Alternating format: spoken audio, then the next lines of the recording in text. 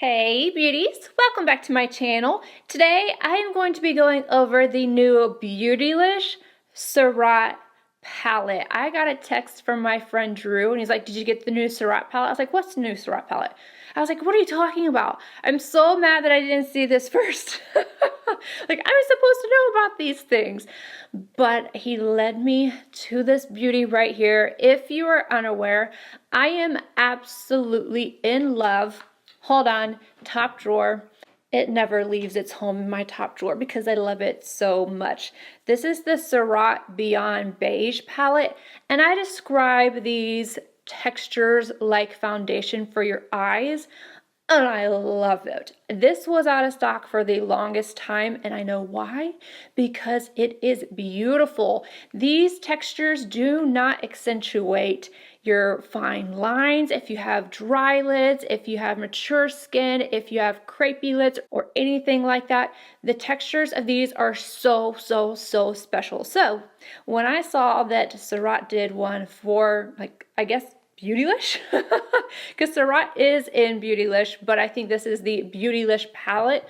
Let me look up the details. Yes, it is literally called the Beautylish palette, and I saw the pinky shades in here and the neutrals, and I was like, yes please, and I immediately ordered it because I love Surratt.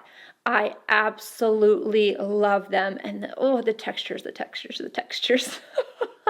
Now the price has gone up a little bit. I believe they used to be, it's not really that big of a deal in the grand scheme of things because this is outrageously priced to begin with, but they used to be, I believe, $95 and now they are $100, or they $90, I don't know. But they've gone up just a little bit.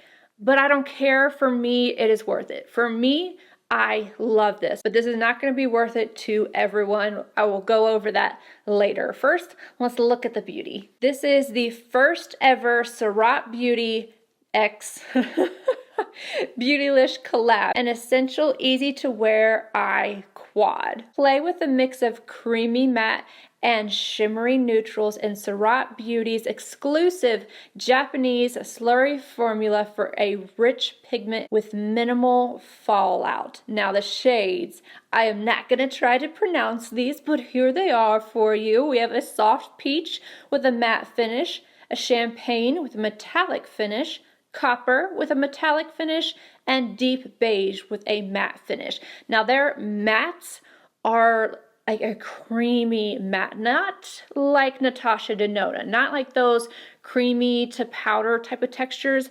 These, they have a slight sheen to them. They're not powdery. I don't know how to describe it other than foundation for your eyes.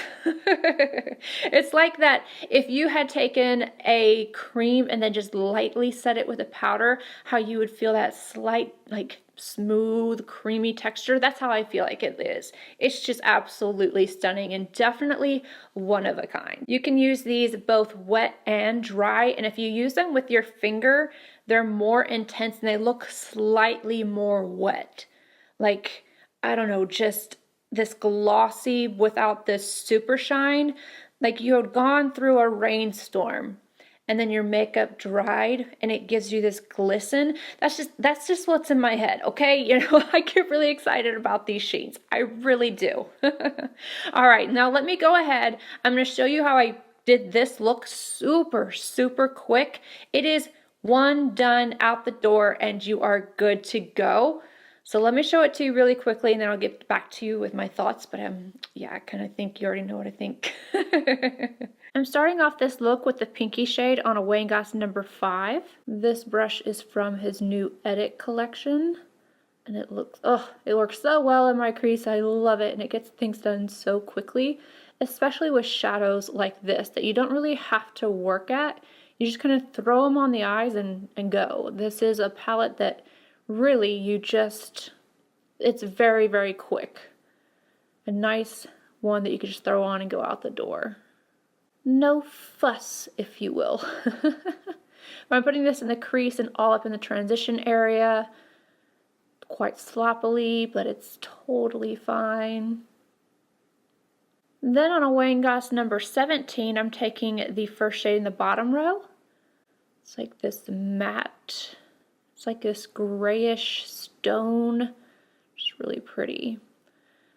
Deepening up the outer corner. Now, none of these shades are especially dark, but it's going to add just a little bit of definition and a little bit of depth, bringing it slightly into the crease, slightly upward.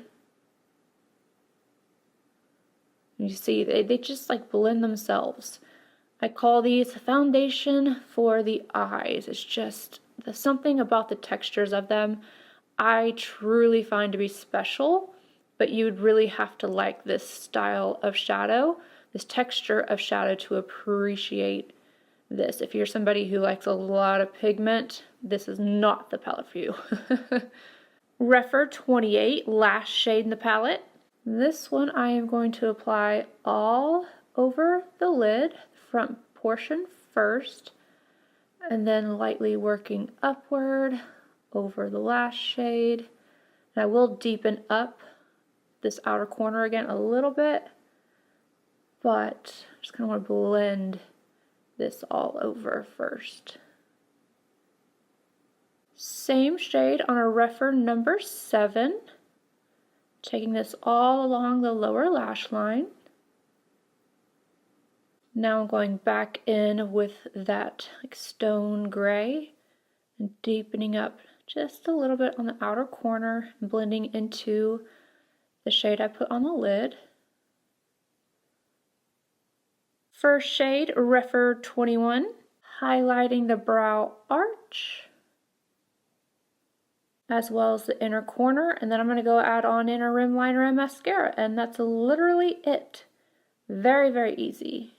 All right, so you guys saw how easy that was and how beautifully soft yet sophisticated these are. I think that these are super special. These are not going to be shadows that are for people that love the amount of pigmentation that you get from Sydney Grace and the metallics from Sydney Grace or Pat McGrath, Natasha Denona. If you are looking for that intense color payoff, this isn't it. This is a little bit more refined, a little bit more just, I don't know, sexy. It is a sexy palette. I don't know what else to say. It is like, the textures absolutely seduce me. I cannot put it any other way. I love these palettes. If you're going to ask me, do I think that they are worth $100? For me, yes, because I truly, truly adore this formulation, but I don't think it's going to be worth it to everybody. So I really think that you need to take into consideration what you enjoy. If you're somebody who always likes that really intense pigmentation, don't go for this. If you're somebody who is looking for something that is a little bit more sophisticated, something that's easier to use, it's not too bold, but that also will help just kind of smooth over your lids, especially if you have mature eyes, this right here. Now, if you're going to ask me which palette I like more, this is hard because I feel like they would pair together so well. Let me show you side by side. All right, so we got the Beyond Beige and the Beautylish. The Beautylish one is a little bit more pink. Like this shade right here is definitely a pink shade, and it's neutrals. And this one is neutral brown. I don't know. I think if I absolutely had to choose, I would go with Beyond Beige, but I'm happy to have them both, and this is going to go into my top drawer. That's the final verdict right there. They're very, very close, but I do think I'll get a little bit more use out of Beyond Beige, but I'm so happy to have this in my collection. I truly, truly am. Anywho, I think you guys can tell I really enjoy this. I think it's gorgeous. I'm so happy to have it. But outside of me, for you got to make up your own mind, because that's a lot of money for 4 little shadows. So, I mean, you've got to love it. You've got to love it, or it's not worth it. All right, I love you guys, and I will see you all in my next video. Bye, guys.